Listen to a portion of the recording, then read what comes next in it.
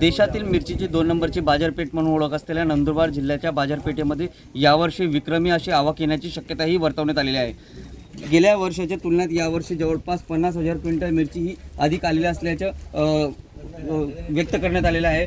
गेल्या वर्षी आतापर्यंत 1 लाख क्विंटल मिरचीची आवक जी ती झाली होती, तर यावर्षी 1.5 लाख क्विंटल मिरचीची ही आवक जी ती झालेली आहे।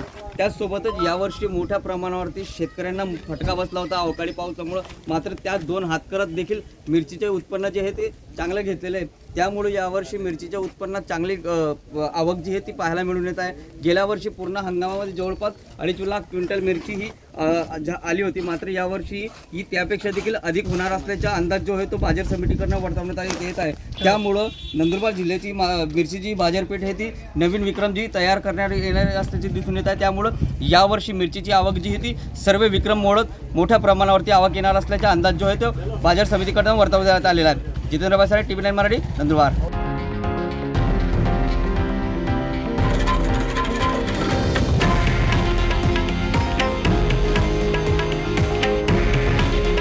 हे आहे देशातील नंबर 1 न्यूज नेटवर्क आणि आपण पाहत आहात TV9 मराठी।